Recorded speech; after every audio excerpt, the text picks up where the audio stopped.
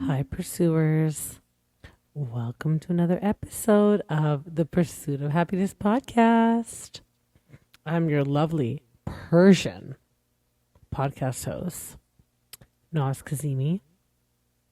And today we are reviewing The Valley Persian style. So, again, I just want to send my complete condolences to my country, Iran, right now. My native country, the country that I was born in, and essentially moved to Canada when I was 4 years old. With that being said, I did have a cousin that recently passed in the conflicts that are going on in Iran. So I remember when The Valley first came out. Now, I don't live in Canada anymore. I'm in Mexico, and part of the reason that I did move was because, I just didn't want to have so much access to the news and things that just kind of have a negative sort of connotation to it. It just kind of like, for me being ADHD and just very sensitive, and who knows other conditions, whether it's ADHD or like the OCD or whatever, mix that with the seasonal depression that I would get where I was living because it was just constant rain in the Pacific Northwest. I moved actually out of a place where we have constant access to everything, and not that Mexico is like third world at all. It's developing, sure, in some places, but less access to the English speaking things. Like I can still obviously access my podcasts, and I can hear news that way, and I still have access to all my social medias, and I have internet, duh. But like, you don't just turn on the TV and see like CBC News. Not that there's anything wrong with CBC News, but it's still a news station, or whatever, BCTV or CNN, just any news station. It's, you gotta actually like look for it rather than it just being there, right? So when I had first moved here, the conflicts in Iran were getting a bit more intense, but I didn't really understand the impact of it. I think I understood it more when I was watching on my social media and I saw people protesting. I'm like, oh wow, people are protesting it now. Like what happened? Like, and the last time something like this broke out, which I also was a part of, and I just became more heightened to it and aware of it, was when the whole woman life freedom protests broke out back in 2022, 2023. Then it died down and I kind of lost hope, and then it sparked up again. It really hit me that this is quite serious when I found out that my cousin passed away. And he was my baby cousin. He was one of the younger ones. I'm the oldest. I'm 42. I'll be 42 this year. I'll be 42 in October. But I'm the oldest on both my mom's side and my dad's side. And I want to get a little bit more into my background being Iranian and et cetera, and how I moved to Canada in my personal episode, which will be right after this. Not today, but just I'm recording it after this. So it'll be released after this episode. Next one coming up. But it's getting bad over there. And a lot of people have lost contact with their family members. So I just want to... I have posted stuff on my socials, my social medias, my blogs, just kind of chatting about Iran. And so if you guys want to go check it out, it's at Naz Kazemi, at NOZKAZEMI. That's on my Instagram, my TikTok. My blog, www.thepursuitofhappinessnaz.com. I have some blogs, posts about Iran, article posts. I encourage you guys to really go check these out just to get a little bit more background if you don't already. They're very vaguely, they're written good, but not as detailed as I want to get into. I just don't want to get into any political stuff online regarding Iran, because just for my own safety and my family's safety. But it does briefly outline it, and I would just appreciate that if you know any Persians, to just extend warmness out to them. I know the world's crazy right now with everything that's going on as well in the States, with ice, and I'm in Mexico, so the Mexicans are heightened to that as well.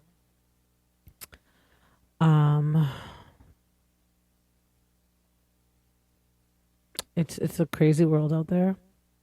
But because we were going over the valley, I just kind of wanted to put that into the limelight that they're fighting over there. And I'm just waiting for the day that Iran. I mean, we you were able to go back and visit. It was just obviously under the Republic, the Islamic Republic, so it wasn't as free. The last time I went back was 2002 when I graduated high school. But the conflicts have been occurring more often. So every few years, they shut it down again. You're unable to go. My mom usually goes back every couple of years.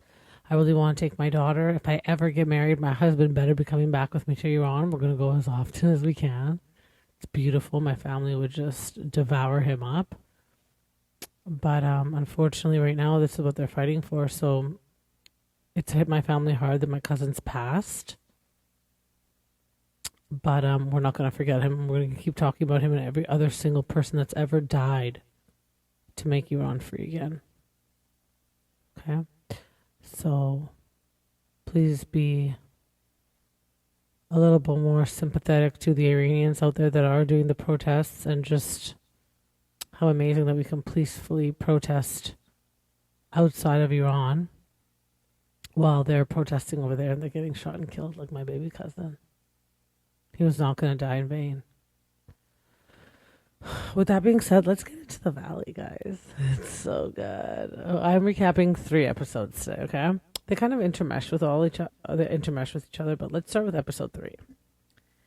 So this is when Sky's having her jewelry party. Now, I like Sky. I do. But generally, I don't have many Persian friends, and as much as I like Sky, it's because of girls like Sky. They are just so Persian.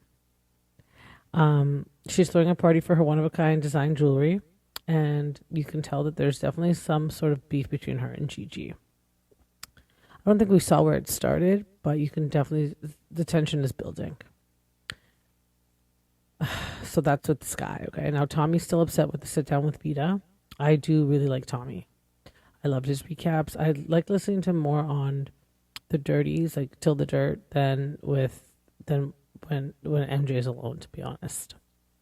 But now I'm alone soldier doing podcasts, so maybe I should take that back. No, it's just that he's really interesting and he's really dramatic and he's really intense, and I kind of like that energy from him. He's really authentic.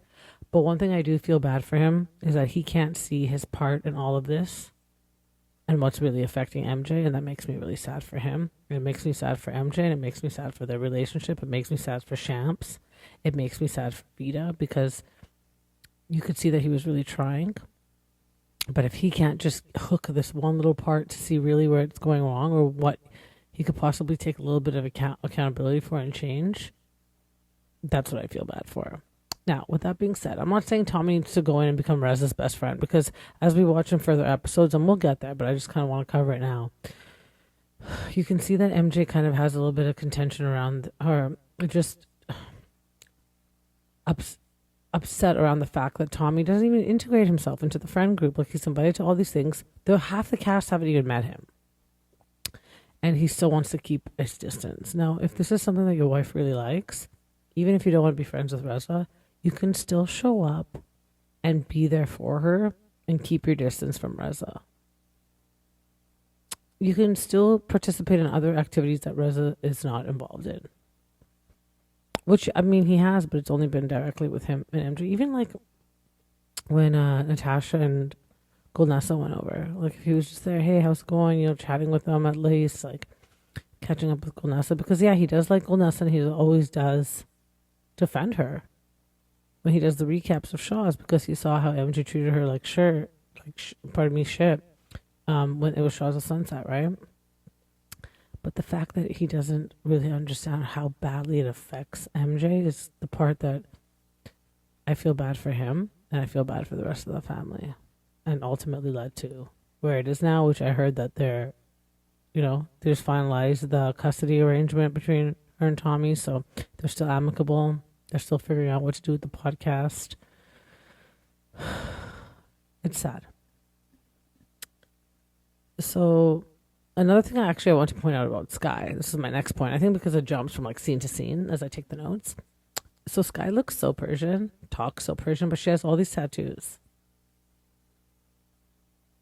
You know, there's two types of Persian people. There's the Persian girls. There's Persian girls like Sky. There's Persian girls like Gigi. Who am I? I think I'm more like the Gigi type, only because I'm more like. Uh, I mean, Gigi are a lot alike. I have to say that she's at a point that I was at like 7 years ago. And I've learned that I can't always be angry. And like, in fact, like now I'm just so, I don't have the energy to fight anymore. And people are like, oh, well, you used to be such a good communicator. And you used to be, I just don't have the energy. It's not that I'm not a good communicator anymore. It's just that I just don't voice my opinion on every little single thing. Like some things can just be let go. But here's the thing about being that type of personality and then changing. There's people in your past that will always continue to see you that way. So they will always try to get into a battle with you when you're just not that type of person anymore. And that's when like the whole lifestyle change comes in, And I think Gigi she's getting there, but she's not quite there yet. So it's kind of rough to watch. It's not triggering. It's just hard to watch because it's a lot of noise and never getting to the point. So I can see the Persians that aren't like the Gigi type or that don't like Gigi, they're going to love Sky. And the Persians that hate Sky are going to love Gigi. Because they're both very strong-willed women, but in different ways. I'm sure the audience can see that now,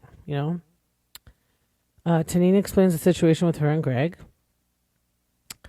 I, again, would have a huge problem if my man was out and just quote unquote trying to be nice to a girl and gives the girl his number and now she's calling him at 2 a.m.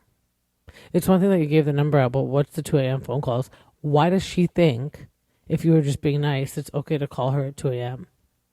or okay to call him at 2 a.m.? That's a bit concerning. Even though I fully trust him, it's like what was given off? What was the smell that was given off that would make a woman think that she can call my man at 2 a.m.? Part of the reason that I don't have a man is because I've been in situations where I didn't trust him. Now, with that being said, I know if I ever want to be in a relationship, I'm going to have to put my neck on the line and just trust. And now that I'm a little bit older, of course, I'm going to meet a man that has women friends in his life. Now, when I start dating him, do I want him to be still hanging out alone with these women friends? No, because now I'm part of your life. So I want to meet them too, and we can all hang out. But the 2 a.m. phone calls, unless there's been an accident or someone's dead, I don't get why you need to talk to someone at 2 a.m. Unless it's a very serious matter. Nothing good happens past 10 p.m., and that is including phone calls to friends, okay? Unless you're walking them off a ledge, which I said, like, unless it's a very serious situation, and I'm willing to... And I need to also get involved to like help out, to go pick somebody up, take somebody to the hospital, make sure someone's okay. Absolutely, I get it. Having just a regular conversation, you can do that at 9 a.m. Okay. So here's the funny part. Greg buys her a pink 4-door Porsche. At this point in my life, with my financial situation, I don't even care. Talk to 10 women at 2 a.m. No, I'm just kidding. I mean, it was a gorgeous Porsche, but I don't know if that's... I feel like it's just a Band-Aid. Although I do like Greg. And I really think that he honestly thinks that he's done nothing wrong. But the thing is, like, yeah, we're women, and it's just... We don't want another woman thinking that she can just call up our man so freely, and he's not going to put up, like, and she's just going to be so accepting of that, right? I love that Reza and Adam are starting a new nutline. Nutline. It's so cool and it's so Persian. And listen, trust me, I'm Persian. We love our nuts. My mom came to visit me in Mexico. She brought me and my daughter 2 big bags of pistachios and almonds. She just called us the other day because we're traveling. And she's like, should I bring anything? Do you guys need me to go and buy anything? We're like, Mom. She was going to this place called North Vancouver, which in Vancouver where I'm from, it's like where all the Persians live. And they have like all the nut stores. So she's like, should I bring anything? Should I buy anything? We're like, yeah, almonds, pistachios, walnuts, And they're just so nice and like juicy. Oh, great. I love it. I love it. And it's actually funny because today I was listening to one of I was actually listening to MJ's podcast. I haven't listened to it in a long time. I just don't have time, you guys, because I'm doing my own. So I miss all the juice. And today I went for like a 2-3 hour walk. I got like 28,000 steps. And as I was walking, I was listening to all my podcasts. I'm like, oh, thank God. But I missed so much tea because the podcasts all spill the tea, right? You know, like bloggers, podcasts, all these things. And MJ mentioned that Reza and Adam finally have opened their business. It's like online. You can order things online. And I was like, I knew it. What a, like, he's so Persian. He did it, Reza did it right when the Valley came out, because like, why not? What it does is just gives you an audience and a platform. So of course you're going to start your business now, right?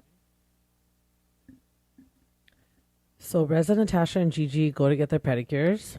This is Reza Jax, not Reza, OG Reza, Reza Farhan, okay?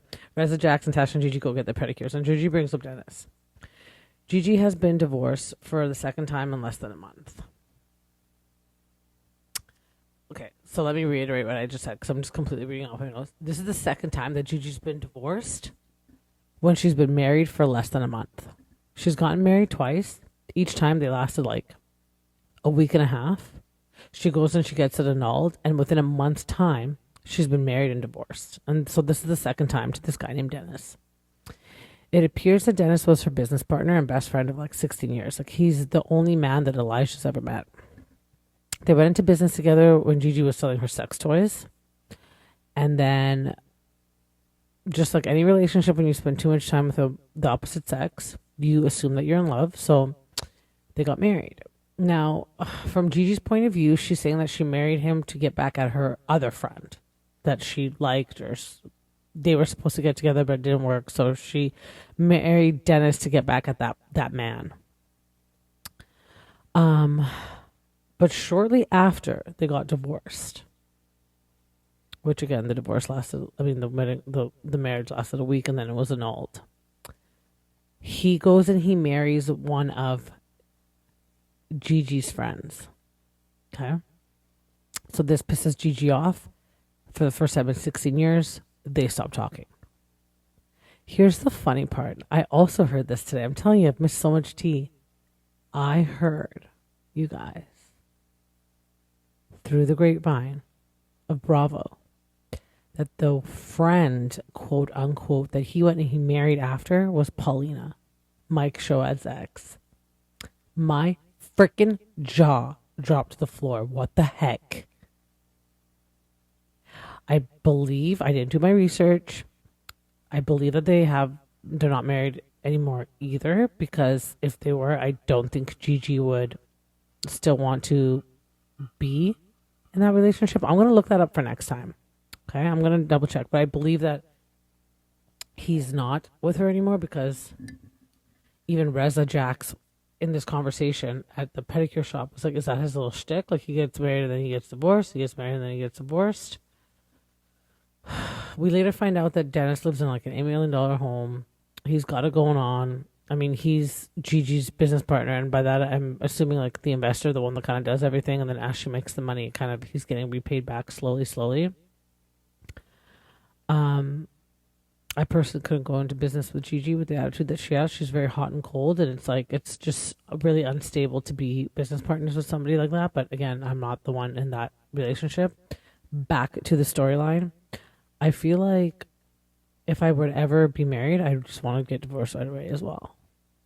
This is sometimes why I feel I'm very similar to Gigi, and it's not just Gigi, but there's like a group of women that are like this, and she's just very honest about it. And I feel like when it comes to marriage, I'd be that way. And I feel like we're that way because, okay, I feel like Gigi's that way because she still gets full support from her father. So she doesn't necessarily need to compromise with anybody because she's already getting supported. I feel like you are much more able to compromise when you actually, A, want to be with the person, and B, when it's like your livelihood. Like, I know a lot of people that I grew up with, where I grew up in North Burnaby, a lot of Italians, they really want to find husbands and kind of start these lives together. Like, it was like their goal. And that's why you're able to compromise more, because you really want it. It's something that you want to work towards it, you're willing to do whatever it takes. your parents aren't supporting you, but if you get into a very healthy marriage with a lot, which a lot of the girls that I went to high school did, now you and your husband work together to support your family that you're starting, yourselves. There's a lot more compromise. I don't think Gigi has that. Um, she just doesn't have that need to want to compromise because she's supported by her family. The only person she needs to compromise with is her dad. Really. And everybody else, she can say F you because, like, they're not doing anything for her. And if she is with somebody, it's really easy to just walk away from them because that's not where her finances are tied to. So this is why sometimes when people look at Shep Rose from Southern Charm, sometimes when people are still tied to finances with their families, especially their parents, you find them to stay single a lot longer because who they're relying on is who they really need to answer to, and they don't really care about anybody else or to make it work with anybody else. You know what I mean? Maybe obviously for sex and stuff, which we see Shep do all the time, and clearly with Gigi, but like, I mean, myself included, like, I don't want to be with anybody. But I think part of that is I'm not financially as secure as I want to be. I'm very close to my family. And I'm not saying people have to be not close to their families to want. You also have to really want it. I've seen people come from families where their parents were together for years and they never get married, or their family have been together for 50 years and then they get married, and not the parents but the kids, and the kid finds a spouse but then they get divorced. And I've seen people that come from divorced families that go and they get married and they've been with their spouses for at least 10 to 12 to 15 years now. So it can go either way. I come from a family that my parents divorced very late in life, and me and my brother are both not married, but I do have a child and I'm 42. I really wished that I could. I don't think it's a bit too late. I mean, it's never too late until maybe I hit 50, because I know a lot of people in their 40s get pregnant, but I was really hoping that I could, have another baby. But if it doesn't work, it doesn't work. At least I have one healthy, fabulous, almost teenager daughter. But my brother's 5 years younger, and he's also still not married. So again, and we're both very close to our family. I'm not a researcher. I don't know why and how it works. I just typically see that when people are very close to their families, or there's some financial ties still left with the family, where they're getting support from the fam, they are less likely to be married. And in the cases that maybe they are, it's always a big battle between the spouses, because why are you going to your mom's? Why are you always getting food at your mom's? Why is your mom always helping you pay for this? I'm your wife now, or vice versa. Why are you always going to your house? Why are you always going to your family? Why are you always going to your dad? Why are you always going to your mom? I'm your husband now. You should be coming to me with your problems, So yeah, just interesting to note. I'm not saying it's the answer to everything, just interesting to note. So Sky's jewelry event is at this night, and so far the bartender hasn't showed up, and Bomshad, I'm going to say it in Farsi, admits that he tried to call the bartender like the night before, but unfortunately he's bailed. He hasn't shown up, so he's going to bartend. And Sky is not too thrilled about that. I'd like that Bombshot said that he's going to bartend. It's problem solving. I always look for solutions.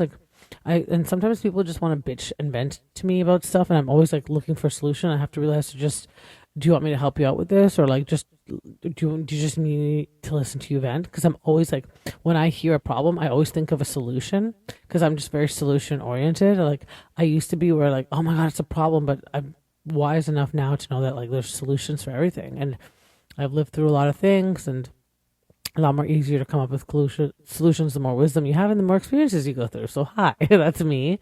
But also I've learned that like it's good to always, when there's a problem, come to the table with solutions. You know what I mean? Because obviously like complaining about the problem is not going to make it go away, but solutions will make it go away. But again, she's Persian, and it's just, that is never good enough for Persians. Even myself being on the opposite end, I'd probably still be bitching about it and be like, that's not good enough.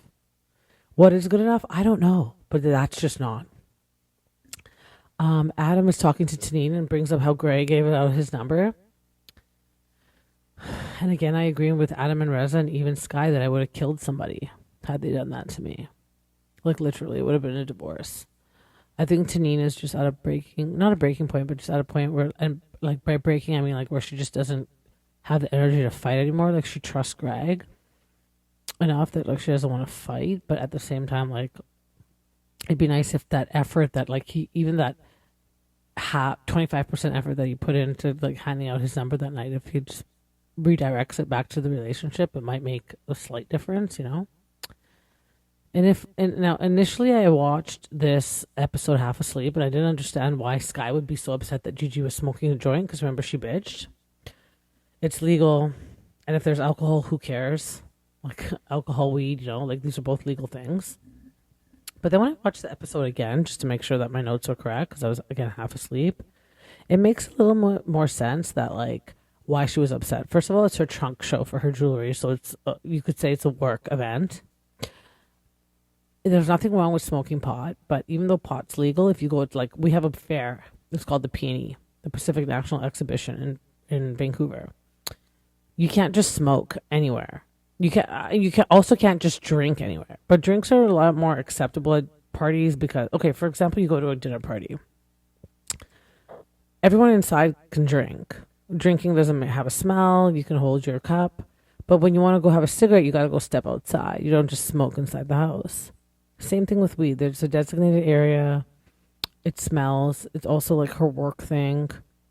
And there is, as much as I hate it, because I used to be the pothead, that was my drug of choice, there's still a bit of like stigma around pot. And it can make you smell at the end of it, or whoever's around you could potentially smell like it. So I could understand why she was just upset, even more so that Gigi just didn't even ask her, hey, do you mind if I smoke a joint? You know what I mean? There's designated areas for that. Plus, there's kids around, so I get it. I mean, the kids are watching the adults drink, but also, like, that can be hidden. Like, they don't know what they're drinking, you know? So, I don't know. It's just, I understood it more when I watched it the second time around. I was like, yeah, I get why she would be upset. At first, I was like, oh, another Persian being like, you know? Anyways. Everyone says that they're excited to meet Tommy, but Mercedes knows it's not going to happen because of the situation between Tommy and Reza. Like, everyone's literally asking Tommy, MJ about Tommy. Sky also doesn't seem happy in her marriage. It's sad because I feel like Bombshot helped her get to where she is with the money and the prestige and the house and all these things and to be known, and now they're on a show together as a married couple. And he really loves her, and I can see this being salvageable, but they both need to work at it. They both need to try and work at it. Sky goes and visits Bombshot at his work, and he's in architecture, which makes sense. That's why they have like tons of money. Architectures make tons of money. And then Bombshot says, he's like, I love strong women, and this is why I love Sky. And most Persian men that I know, they really love strong, bitchy women. Maybe it's just because like they're grown up around them. But the way that Sky's treating Bombshot has definitely underlying issues. Like, I don't think it just sparked up like in the past year. I think it's like a buildup of things, and we might not get to it all this season, or we might. But what we're seeing right now is just like, it's just like final straw things. It's like, oh, like that just pissed her off. It's also a little bit more heightened because the camera's on them, et cetera, you know? But I really hope that it's salvageable because I do like them together.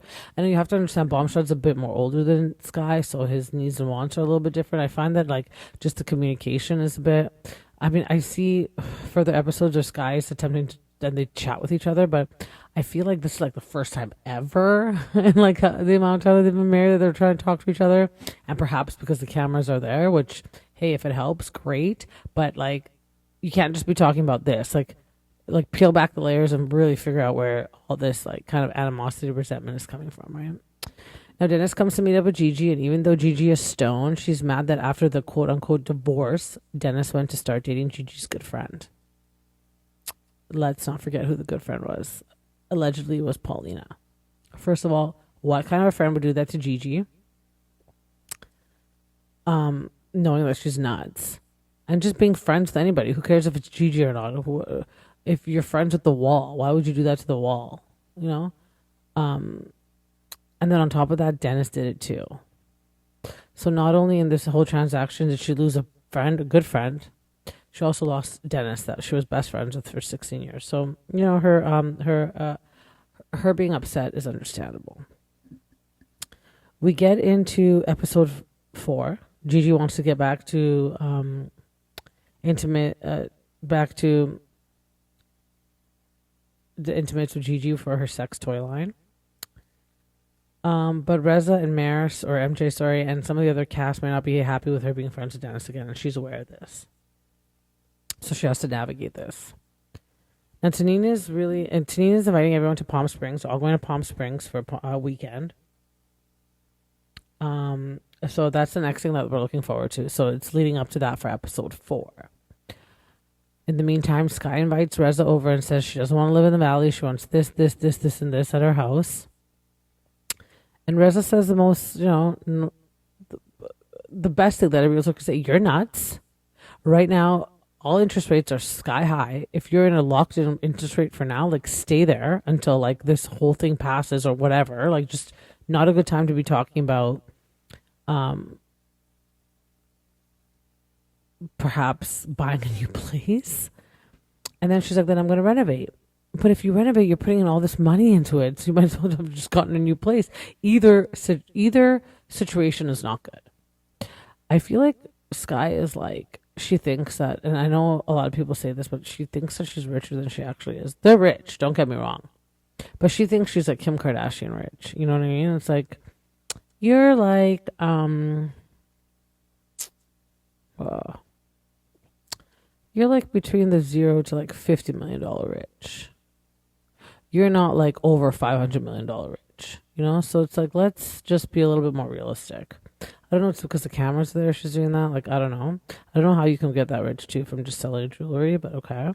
Amir and Natasha discuss Amir seeing a medium. Natasha says at the beginning of the relationship it might have been an issue, but not anymore. She's actually curious because Amir was in love with the girl named Lauren that had died from cancer, and they had wanted this. They had wanted the life that Natasha and Amir have.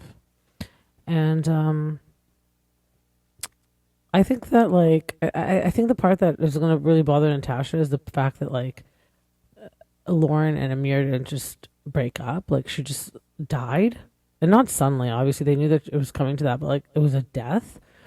Had she had not died, they would still be together, and I think that's the part that's going to really pinch Natasha where it hurts.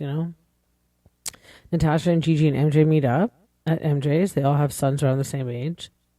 They also start questioning when the boys are playing, how come they haven't met Tommy yet? And clearly the situation is starting to affect MJ. And everyone can tell because it's like she's constantly making excuses for Tommy. Right?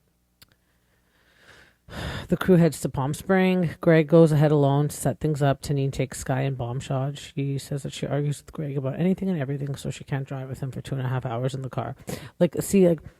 It's just they don't sleep in the same bed together. They don't hang out together. It's just, so what, they're roommates? There has to be some form of something. They have to be forced to sit together and communicate because they're just starting to do more and more things separately, which is going to ultimately lead to resentment. And they're just not going to stay together. So does she really want to stay with him? I think these are questions that she really needs to like deep dig down and ask, Reza, Jax, and MJ go with Gigi, and they continue the conversation that if Tommy shows up, it's only going to get worse for MJ, and I think MJ understands this.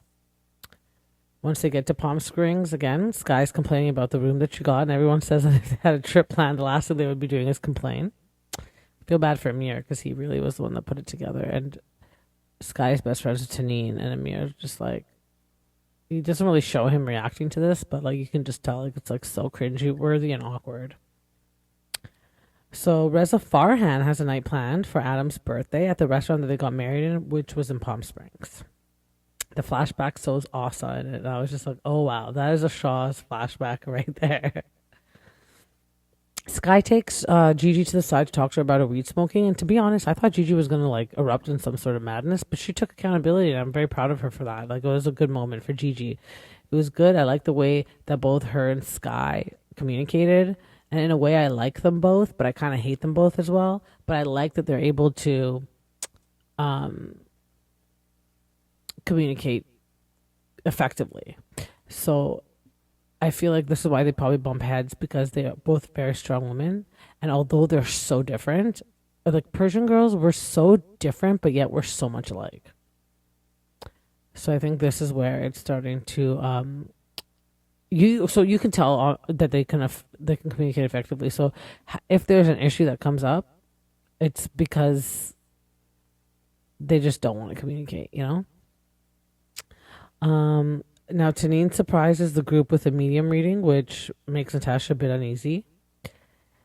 MJ chats with Reza about the Tommy situation first, and Reza is not sure about approaching him. He's like, oh, I don't want to, like, because he hasn't come around so far, so it seems like he's still holding on to some anger, so he doesn't really want to come and make Tommy upset or make things worse than they already are. Now, the real jux of this is that Tommy's not really there for Mercedes, even to meet halfway. Like, he's not there for her and trying to even MJ calls him to talk to him about something, and he just doesn't. He's like, I'm going to go back to what I'm doing. He pretends as if it doesn't even exist. So every episode and every scene that you see MJ bring this up and they talk about this, you can see it's getting worse and worse and worse. So then the medium comes and she nails things on the head that even I was like, I don't know, like, I went back and I thought about it. I'm like, could it possibly be that she like Googled stuff, like, but then there's some things like with Reza Jax that she said, like how he like was like tried to be like a Jackson when he was younger and like did all these dances and learned all these dances with his dad to like kind of like entertain. How would she know stuff like that? But then again, could the last name just give it away? Like Jackson, typically everyone that like calls himself a Jackson, it's because they have some sort of like love and affinity for like Michael Jackson, so but nails it on the head. Even with Reza and his dad, nails that on the head. But again, I feel like that could have been Googled. But especially with Amir's family. The fact that she's saying that the woman, which we all figure is Lauren, is approving of him being with Natasha, makes Natasha emotional. And just makes everyone sort of like happy with each other. Happy that it's gone to the way that it has. You could also tell that the scene was really authentic because everyone was crying for Natasha and Amir. And I think that I really like them as a couple. At first I was like, what is Natasha doing with someone like Amir? But, like it's not always looks. Not that he's uglier by any means, but it's just, she just seems like a really much more high maintenance girl. But this is the thing with Persians, like, they just like to take care of themselves. Doesn't necessarily mean that they like are skies. They're all like a sky. Like, I need to live here. I need to have this, like, I think, to be honest, out of all the husbands, she's, and I've said this before, scored the best because Amir has been through something so life-changing. So he's more present there for not only her, for the kids as well. So that's really great to see. Okay, let's see. I lost my my notes here. Oh, so they all go out to eat now at the restaurant that Reza Farhan had made reservations, and there was a restaurant that him and Adam had gotten married in when Asa was there. Asa was on the show back in Shaws of Sunset. And Asa, me saying that Asa was on the show is because Asa was only there for a few of the episodes, for a few of the seasons. She stopped after, I think, 3 or 4 seasons, and it was, 6 seasons long? But here's the funny part. Dennis shows up at the dinner. And this ruffled feathers for everyone for sure. I think it's Gigi's fault. She doesn't prep anybody that he's coming. She doesn't tell anybody, hey, yeah, me and him are chatting. We're trying to figure things out. She says nothing. She just tells him to come, which surprises the group, which puts them in defense mode. Even at this point, they still don't know that she's the one that invited him. And then they start grilling him. She's fanning the flames, you know what I mean? And she doesn't take accountability. She says Dennis is the one that's not taking accountability, but, she's the one she's kind of like putting him in a position where he has to constantly be fighting back. So it might look that way, but she's the one that's really like, putting the oil on the throwing water on the grease fire, makes it worse. I made that up just now, by the way. We get into episode 5, which is the continuation of the dinner, and the awkward vibes with Dennis continues. Adam is upset that Gigi brought Dennis to his birthday dinner. He's like, if all, again, because Gigi's not being forthcoming. She's not being honest. She's not being listened. Actually, we've been chatting. We're trying to make things work. I just figured that if he came tonight, he could chat with, you guys could see that we're trying to, attempt to make it work. But she says nothing. She says nothing. She allows people to think that Dennis just kind of showed up on his own. Dennis explains to the group that he's defensive because Gigi doesn't ever admit to her part in their issues. She places the blame always on Dennis. Therefore, Dennis showing up in Palm Springs after being invited by Gigi brings heat on him. And it's like he's entered the dragon's den. But how come she couldn't prep the group so that at least it wouldn't have been as bad as a blow when he showed up? Okay, well, Gigi, if you're saying that you're trying to make it work, we're your friends, we're here for you. We'll ask them the questions that we want to ask, but it's going to be structured differently, the questions, because they know that she's the one that invited him, She could have at least prepped them and explained to them that she invited them and they've been chatting to resolve their issues, but Sky clocks it. Sky says Gigi doesn't take accountability, and when she's backed into a corner, and she needs to be accountable, she gets mad and she deflects and she causes a scene because that's her way of not saying anything about it and deflecting from the whole accountability of it. I have to explain anything.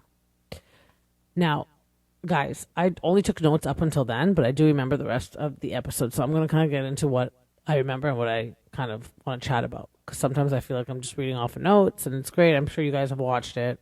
I don't have anyone to kind of bounce back opinions with, but let's get into the fact that there's a couple points I want to chat about. Let's get into the fact that how many times did they have to disinvite Dennis and then reinvite him again to events at the house? That's just so, like, Gigi goes and bitches at him when he's like just chilling on the sun. It's like, just leave the guy alone, man. Like, you've already invited him. Like, just figure it out.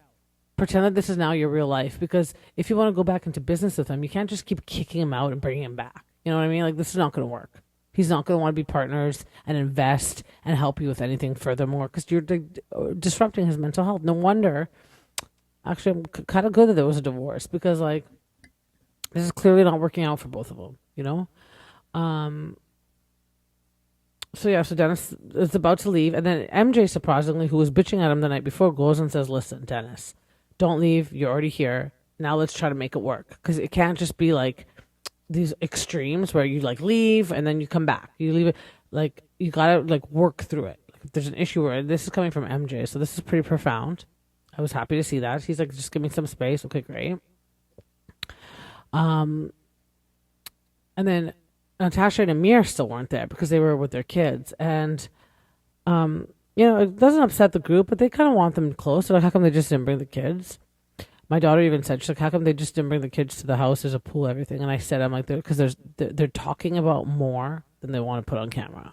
Something is going on behind. It doesn't have to be anything bad, but there's just a lot of more conversation that needs to happen between the two of them that they don't want to be put on camera. So they need that kind of space. It's pretty obvious. I've watched reality TV, especially Bravo shows, long enough to know that when the characters or the stars of the show start behaving this way, it's for a particular reason. Because you're right, they could have brought him. And then also, I was trying to explain to my daughter, this is another Persian thing. Like, they don't hire tons of nannies. They want to show not just to themselves, but they're not going to hire tons of nannies to take care of their kids because they're at home with their kids. Even just because they're on their show, they're not going to do it. So they might have someone watching the kids during the day while they're gone, babysitting-ish, maybe one nanny, maybe a parent. I don't know who's there watching. They didn't really disclose that. But they're not hiring nannies, leaving the kids at home with them, especially they have like 3 really young ones, One's still on Natasha's boob, but you saw at the medium. When the medium was there, she was like, needed to eat. So it's a tough place for them to be in. But like I'm pretty sure the group gets to a place of understanding, because there's not much more that they can do, except kind of just wait it out until they're able to be there. Then they go to the racetrack. I don't know why they're racing BMWs, totally Persians in their freaking BMWs. I thought it was like such a stupid freaking, why are we racing BMWs? And then Reza Jax, like, I guess just didn't understand that, like, yeah, like this isn't NASCAR. Like, you still gotta like slow down when you're taking the turn. So he ends up in this big pile of dirt. That's why they have the dirt there. So the cars kind of just when they roll off, um, they don't flip or crash. They just kind of like go into dirt and it slows it down, right?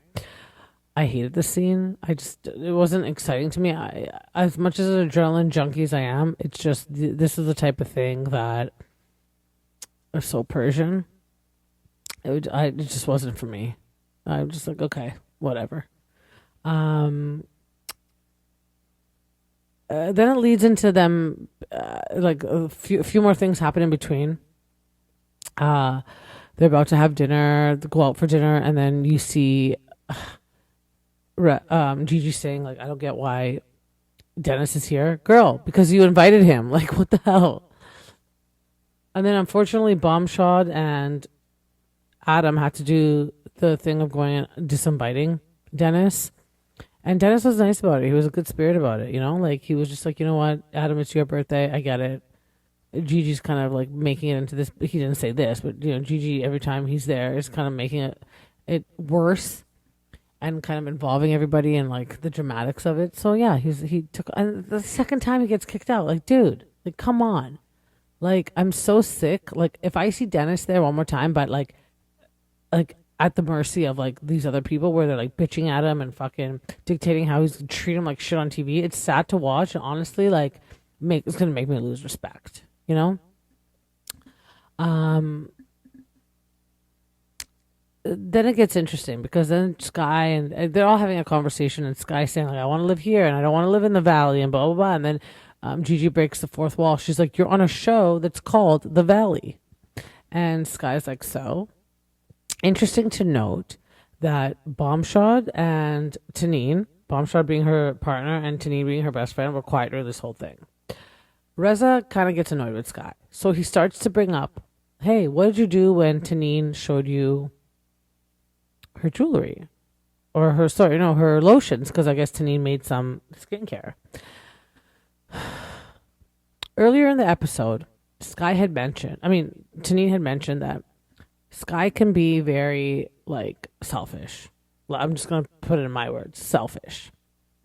For example, one day after it was Tannin's birthday, they went out for Tannin's birthday, all the gifts were in Sky's car. So Sky was on her way home and Tannin was at home, and Tannin was like, do you mind dropping off the presents before you go home? And Sky's like, no. I don't care that the presents are in the car. She didn't say that, but she's like, I'll just bring it tomorrow. I'm tired now. And Tannin expressed in that moment, like, Sky wants people to treat her a certain way and to always be there for her, yet she's not willing to do that for somebody else. And I think they were referring to, obviously, like, Bombshot, because, like, they're seeing all these kind of, like, rippling effects in their marriage and cracks, right? So she had explained to Reza that when she had gone to give her skincare that she created, this lotion, to Sky rubbed it all over the dogs. Now, I don't think it's a big deal rubbing it on your dogs. Like, if it's that good, like, fuck, I want my dog to have it too. I think the issue was that she didn't take the time to kind of like, oh wow, Tannin, this feels so good. Oh my God, it's actually so nice. Yeah, I'm going to put it on my dogs too. Like, I really want them to, like, you know, if it's going to make me look this good and me feel this good, I want everything to feel this good, you know? Or maybe not even do it with the dogs, but I probably would have done too. Like, if I'm drinking like gold water, I want my dog to be drinking gold water too if it's going to make them feel like that good. Do you know what I mean? Anyways, this gets brought up by Reza at the table at that dinner. And the reason he brings it up is because he's annoyed with her because she keeps saying, I want a house like this. I don't want to live in the valley. I don't blah, blah, blah. And Reza brings it up. Before Reza had brought that up, Sky and Amir are getting into it. Because Amir's like, it's starting to piss me off that you're constantly talking like you're like better than us. You know, like you're not going to live in the valley because you're better than us. You know, and she's like, well, no, I'm not saying I'm better than you. Gigi says, yo, you're on a show called The Valley. So I just don't want to live in the valley. It's far away from everything, blah, blah. Okay. The Reza gets annoyed. He brings up, so what did you do when Tannin gave you all her lotions? This throws off Sky because now she feels like Tannin was gossiping to Reza. So Sky turns around and says, all the jewelry that you're wearing that you bought from me, didn't you get a discount? As if making it seem like she was doing now Tannin the favor. Tannin's like, I've spent stupid amounts of money on Sky's jewelry, even with the discount that she's giving me, even with the friend's discount that she's giving me. So the fact that like she couldn't even be respectful in that moment. Listen, guys, pursuers, I think that this is a lot of communication issues, typical of Persians. They hold things in, festers, or typical of humankind. But I say Persians because I can relate a lot more to it being a Persian thing. I always relate things to being ethnic. I think because I'm an ethnic person, so I always see things from an ethnic point of view or cultural point of view. Persians will hold things in, pride, ego. They express, they're good at communicating, but what they want. But if you're doing something wrong, they let you sit on it and keep doing it wrong so that they have the opportunity to blow up at you and say, see, you did that wrong. You're the bad person, etc., etc. The scene ends and the episode ends with them all bitching at Sky. And then I don't know what happens in this moment, but Gigi goes up to Sky and starts, get the fuck off the table, get the hell out of here, get away, because she was screaming, she was talking to Reza bad, I guess. And then, like, pulling out the chair. Bombshot sitting right there. I thought that at least when she did the chair thing, Gigi, that Bombshot would get involved, be like, hey, listen, calm down for a sec, I'll remove her, I'll get her, like, just don't touch her, you know? Because, I mean, a lot of people are, even Sky, saying, how come we didn't get involved? Well, men are damned if they do and damned if they don't. If they get involved, as Nene would say to Peter, don't be a bitch. Like, stay out of your bitch's problems, you know? Like, remember Real Housewives of Atlanta? If the man doesn't get involved, he's not protecting his wife. Like, what can he do? But I think that maybe what he could have done, the least that he could have done, is in that moment when she was, like, trying to, like, fluffing with Sky's chair to get her off the chair. When Gigi was doing that, Bombshell could have just stood up and been like, hey. Or at least followed her out. Like, hey, I'm going to come with you, you know? If he doesn't want to, like, respond to Gigi. Part of me thinks that it's because he's in agreement, but even though you agree with what everyone's doing, you got to have a united front, you know, and secretly kind of be happy that it was going on. But like, show people you can't be talking or doing this to my wife, especially when it's starting to get violent. Like, that's when I would have, like, been like, hey, or call production over or something. You know, I'm surprised production didn't even really do anything. They just kind of, like, you know. And then Adam's like, no, Gigi, no. At first he's like, don't talk to my best friend that way. I didn't even know that Adam and Gigi were that good of friends, but don't talk to my best friend that way. And then, whatever. Then it shows her doing this little spit thing, or like where she like kind of blows her nose, or she throws it on Gigi. She's like, you're beneath me. You will always be beneath me. And I kind of agree that, like, I mean, Sky kind of held her composure really well and didn't kind of fly off the handle. And although she was the one that was initially wrong because of the way that she was talking and acting and kind of like having this ego that she was better than everybody,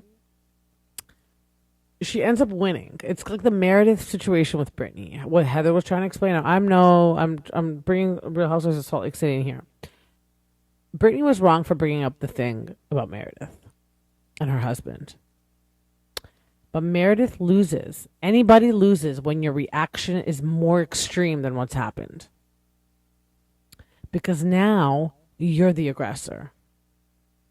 So even though someone comes, and I always tell this to my daughter, I'm like, even though someone says something negative to you, if you respond more aggressively, it's not always going to be in your favor, because now people are going to be like, you responded negatively and now you've really gone overboard and heard that. Well, that person just said something mean to you, but now you've made that person cry because you responded to it. Well, of course we're going to respond to shit when people tell us. But the more you hold your composure and you're able to communicate very properly, which I really feel like Sky did in this moment, as opposed to what Gigi did, you're always going to look like you've won, because you were able to like hold you, even though you held your composure in a calm way, you made that person snap in an aggressive way. So of course you're always going to look better, even though you triggered it or you initiated it or you provoked it. I'm interested to see what's going to happen next episode. I saw a preview where one Sky is talking to Bombshot about how you didn't get involved, and he admits that he fucked up. And then another one where she's having lunch with other Jacks, and then Tannin shows up. So I'm interested to see, because I mean they started off this season strong, they're best friends, blah blah blah.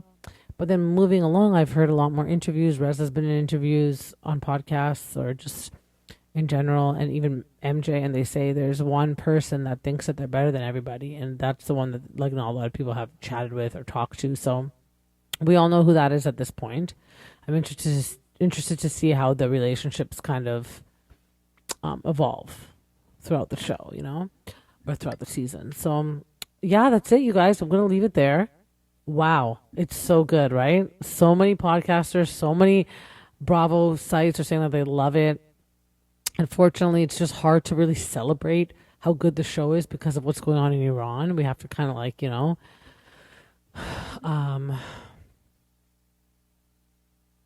respect what's going on back in the motherland. But how ironic that this show came out. It's showing people, Iranians, whether it could be bad, whether people look at it as a good way or bad way. And then also the thing in Iran kind of heightened at the same time. One thing I do want to say before I kind of end this, and it has to do with Iran, is every single person that I know on this planet has a friend that's Iranian or knows someone that's Persian or Iranian. By the way, Persian and Iranian is the same thing. I say Persian, but it's Iranian too. It was called Persia until 1930s. Switched to Iran. 79, the revolution became the Islamic Republic of Iran. But we're not an Islamic Republic. We are Iran. We are being ruled by an Islamic Republic, which we don't care that people are Muslim. We don't care that people are Christian. I've gone to Iran and I've actively been a Christian, but I've visited mosques. No one cares what religion you are. What the people of Iran want is they don't want to dictate to them what they can practice and there's Jews in Iran, there's Baha'is in Iran, there's Sikhs. Everybody's it's multicultural. It's just like here. Like you're gonna find white people there. You're gonna find Russians there. You're gonna find Chinese people there. Black people there. We just want to be able to practice it freely at our own will, at our own discretion, just like every other free country in the world. We don't want to be dictated by us that we have to do it this way. It's going to be like Dubai and there's some rules in place where like you can't walk around with bikinis all the time, only in designated areas, sure. But don't make us all be practicing Muslims. Like we all have to dress like Muslims when we're not. If the Muslims still want to continue to do it, go ahead, But like we don't have to, we're just fighting for freedom. And every person, I see so many people online supporting Muslims. Sorry, not supporting Muslims, Muslims. I mean, they're not as extremists. People are supporting the Muslim as a religion, not necessarily the extreme Muslims like what the Islamic Republic is doing. They're also supporting Iranians. So like I know Iranians, I work with Iranians. We feel bad for what's going on, and it's more so than I've seen for more so than I've seen for Palestine, more so than I've seen for anything. And I'm so proud, and I just want you guys to again remember that there's a situation going on in Iran.